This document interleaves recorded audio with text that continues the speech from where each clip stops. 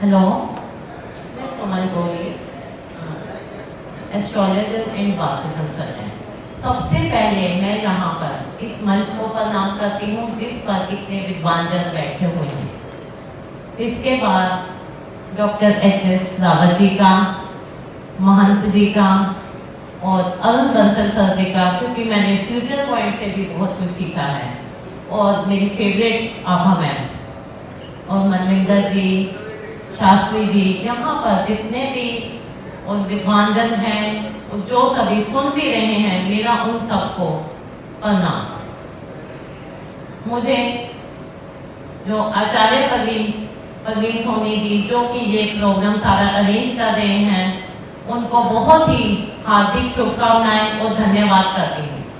उन्होंने मुझे एक प्रश्न पर बोलने के लिए कहा था कि आप कुछ प्रश्न कुंडली के बारे में बात करें, क्योंकि यहाँ पर जैसे किसी ने लगन पर और नवमांश पर, मैरिज पर, सभी चीज़ों पर जो चर्चा की, तो इससे हट के मैं प्रश्न पर थोड़ी सी अपनी बात कहना चाहूँगी। सबसे पहले हम बात करते हैं कि प्रश्न कुंडली क्यों जरूरी है। कभी कभी ऐसा होता है जब कोई क्वेरिस्ट, कोई क्लाइंट आता है और उसके पास उसका date of birth, time of birth नहीं होता, उसके लिए क्वेश्चन कुंडली, जो प्रश्न कुंडली बनाई जाती है, उसी से ही उसके साथ उसकी जो क्वेश्चन है, उसकी जो प्रॉब्लम है, हम उसके बारे में बात कर सकते हैं। और कभी कभी ऐसे होता है कि सिर्फ हमें क्वेश्चन सामने वाले को यस और नो में देना होता है, वहां पर भी प्रश्न कुंडली बहुत ही जरूरी है। इसमें अगर आपके पास टाइम नहीं है तो भी आप इसके बारे में जान सकते हैं। इसमें ये बात है कि जब भी कोई आपके पास क्लाइंट आए, सबसे पहले तो क्लाइंट के लिए ये है कि उसकी इंटेंशन जो है वो क्लियर होनी चाहिए, उसकी इंटेंशन प्योर होनी चाहिए। वो ज्योतिषी को टेस्ट करने के लिए नहीं आए।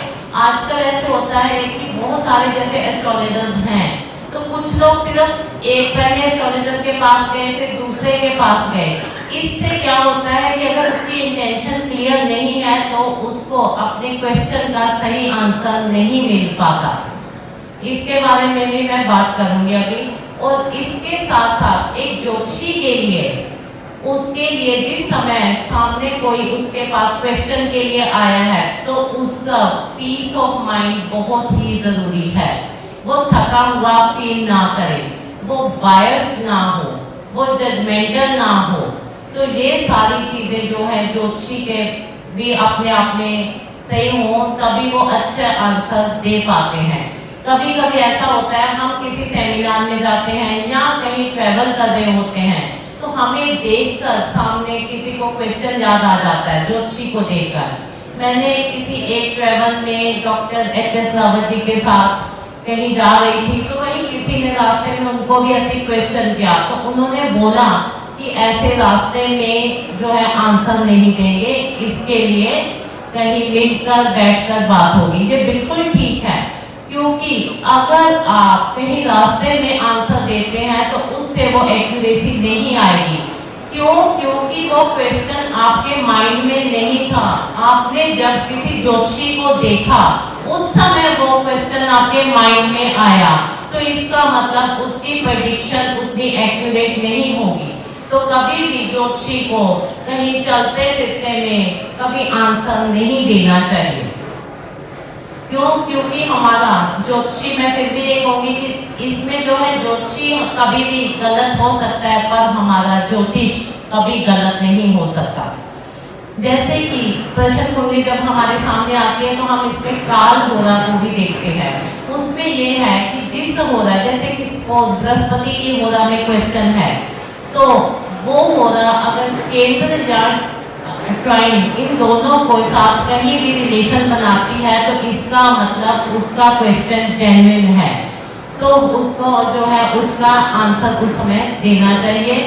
तो इसके साथ साथ चंद्रमा का बल ये देखना बहुत ही जरूरी है। जैसे कि अगर चंद्रमा जो है वो तुला से स्कॉर्पियो में जब जाने लगता है, यानी कि अपने से नीच राशि में जाने लगता है, उस समय कभी कभी रिजल्ट में उतनी एक्यूरेसी नहीं आती। तो जिस समय वो 23 या 24 डिग्री तुला पे हो तो उस समय फिर भी क्वेश्चन देख सकते हैं, नहीं तो कोशिश करें इस टाइम को अवॉइड करने की। इसके साथ साथ प्रश्न कुंडली में क्या देखा जाना जरूरी है, जैसे कि लगन की नेचर, लगन जो है वो मूवेबल है, यानी कि चर है, स्थिर है या फिर द्विस्वभाव है, ये देखना बहुत ही जरूरी है। जैसे कि सपोज अगर लगन चर है और सामने किसी के बीमारी का क्वेश्चन आता है तो उस समय का आंसर ये हो सकता है कि इस समय आपकी ये कंडीशन बहुत जल्दी चेंज होने वाली है। इसके साथ साथ हम ये देखेंगे लगन में बेनिफिक प्लैनेट है या नहीं, और यहाँ पे लग्नेश का संबंध लगन से है या नहीं, भावेश का संबंध, ये सब चीजों का साथ में संबंध देखना भी बहुत ही जरूरी है। लगन की नेचर के साथ ये देखते हैं कि उसके बाद शीर्षोदय लगन है, पृष्ठोदय लगन है या फिर उभयोदय लगन है। शीर्षोदय लगन जैसे कि मिथुन, सिंह, कन्या, तुला और वृश्चिक और साथ में कुंभ, ये शीर्षोदय लगन है। इस समय जब भी कोई क्वेश्चन किया जाता है तो कार्य सिद्धि होती है। इसके साथ साथ अगर हम देखते हैं कि लगन भी शीर्षोदय है और लग्नेश भी शीर्षोदय में है या फिर चंद्रमा का संबंध भी शीर्षोदय से है, तो शीर्षोदय राशि से है, तो इसका मतलब कार्य सिद्धि ही होगी। इसके साथ साथ हम यहाँ देखते हैं कि जब भी कोई आपके पास क्वेश्चन करने आता है, अगर उसके पास 3 या 4 क्वेश्चन है तो फिर पहला क्वेश्चन लगन से देखते हैं, दूसरा क्वेश्चन जो है हम चंद्रमा कुंडली से देखते हैं, तीसरा जो है वो सूर्य से, चौथा बृहस्पति से, और इसके बाद अगर कोई मरकरी या वीनस जिसकी भी दशा अच्छी हो उससे देखा जाता है। लगन में कोई भी ग्रह आवाज लगन में कोई भी ग्रह अगर कंबस्ट है तो भी ये होता है कि अगर प्रश्न कुंडली देखते हुए आप देखते हैं लगन में कोई ग्रह कंबस्ट है तो भी उसका आंसर देरी से होगा, और यदि शनि लगन में है और वो भी अगर वक्री शनि है तो यहाँ पर डिनायल भी हो सकता है। इस समय जैसे कि कल से शनि जो है वक्री अवस्था में आए हैं, तो इसमें ये देखना जरूरी है कि अगर शनि लगन में वक्री अवस्था में है पर अगर उन्हें कोई 2 बेनिफिक प्लैनेट देख रहे हो तो वहां पर काम सिद्धि जो है कार्य की सिद्धि हो सकती है, नहीं तो हम डिनायल कह सकते हैं। अब यहाँ पर ये है कि प्रश्न में जैसे कि अगर चर लगन है, सूर्य भी चर राशि में है और चंद्रमा भी चर राशि में है, यानी कि चर लगने चरे सूर्य चर राशि शशि जगा तदा सिद्धि फलम नूनम वक्तव्यम गण होते, यानी कि कार्य की सिद्धि होगी ही। और जैसे कि लगन चर है, सूर्य भी चर है पर चंद्रमा फिक्स राशि में है, तो यहाँ पर काम के होने में संदेह है। और अगर लगन चर है, सूर्य भी स्थिर राशि में है, चंद्रमा भी स्थिर राशि में है, तो यहाँ कार्य हानि होगी। इस तरह ये एक जो साइड में जैसे लगन चर सूर्य और चंद्रमा इनके जो 9 जो है कंडीशन अप्लाई होंगी, ठीक इसी तरह स्थिर राशि में भी 9 कंडीशन अप्लाई होंगी और ड्यूल साइन में भी 9 कंडीशन अप्लाई होंगी। तो हमारे पास 27 कंडीशंस होती हैं, यानी कि अगर हमें एक क्वेश्चन को देखना है तो यहाँ पर बहुत सारी कंडीशन होती हैं, उसे हमें अच्छे से ध्यान से देखना चाहिए। इसके बाद जैसे हम ये देखते हैं सूर्य अधोमुखी है, ऊर्ध्वमुखी है या त्रिमुखी है, इसका भी इसके साथ बहुत अच्छा सा जो है रिलेशन है कि इससे क्वेश्चन कुंडली में जरूर अप्लाई करना चाहिए। जब कोई सामने क्वेश्चन करता है तो चंद्रमा कहीं अष्टम में तो नहीं, अगर चंद्रमा उस समय अष्टम में है तो इसका मतलब जिस कार्य के लिए वो क्वेश्चन किया गया है वो पूरा नहीं होगा। सबसे ज्यादा जरूरी ये है कि अगर क्वेश्चन कुंडली के समय लगन को लग्नेश और भाव को भावेश देख लेता है तो यहाँ पर कार्य सिद्धि होगी ही। वहां पर ये देखना बहुत जरूरी है कि लगन से लग्नेश जो है कितनी दूर है या भाव से भावेश कितनी दूरी पर है। तो ये सारी चीजें जो है क्वेश्चन के लिए प्रश्न कुंडली के लिए बहुत ही देखनी जरूरी है। कोई भी जैसे कि प्लेनेट मूवेबल है और लगन में है। अब जैसे कि सपोज हम देखते हैं कि हमारे पास कोई बीमारी का क्वेश्चन है, तो कोई सामने वाके पूछता है कि क्या मेरी ये बीमारी जो ठीक नहीं हो रही, तो सबसे पहले हम देखते हैं कि लगन में प्लेनेट कौन से हैं, मूवेबल प्लेनेट है या जहाँ पे स्थिर है, और लगन जो है वो मूवेबल है या नहीं।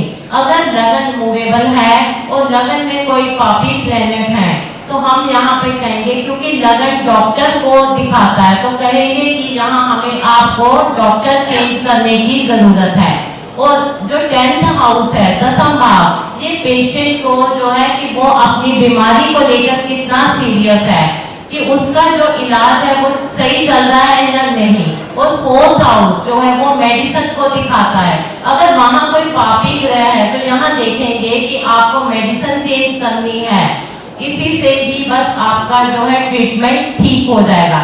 ठीक इसी तरह हम जॉब के लिए भी अगर क्वेश्चन देखते हैं, तो जॉब में भी यही देखते हैं कि अगर सपोज किसी का क्वेश्चन है, उसके पास 3 जॉब आई हैं और यहाँ पर उसे है कि मैं जो काम कर रहा हूँ यही करूँ या फिर इन दोनों में से कौन सी और जॉब को मैं चूज करूँ, तो यहाँ हम लगन कुंडली से हम उतना अच्छा आंसर नहीं दे पाएंगे, क्योंकि उसका क्वेश्चन इस समय में प्रोबेबिलिटी है, यानी कि ये लूं या फिर दूसरी जॉब लूं या फिर तीसरी जॉब लूं। तो यहाँ पर क्वेश्चन कुंडली बहुत ही काम करती है।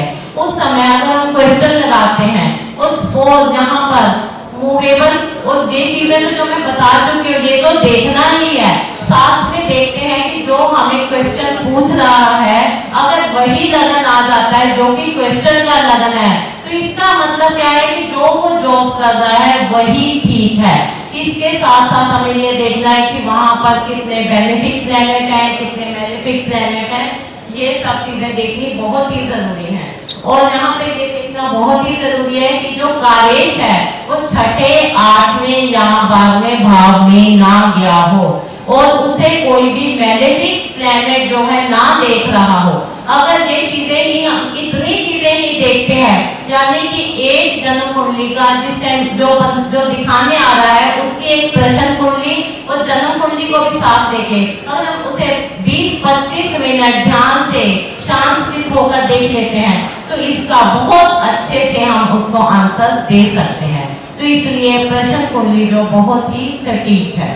और यहाँ पर मुझे लग रहा है कि परवीन जी मेरे पास खड़े हैं कि समय की कमी के कारण तो मुझे इशारा कर रहे हैं, तो मैं आचार्य परवीन सोनी जी का यहाँ पे बहुत ही धन्यवाद करती हूँ, शुभकामनाएं देती हूँ और सभी विद्वान जनों को वंदना।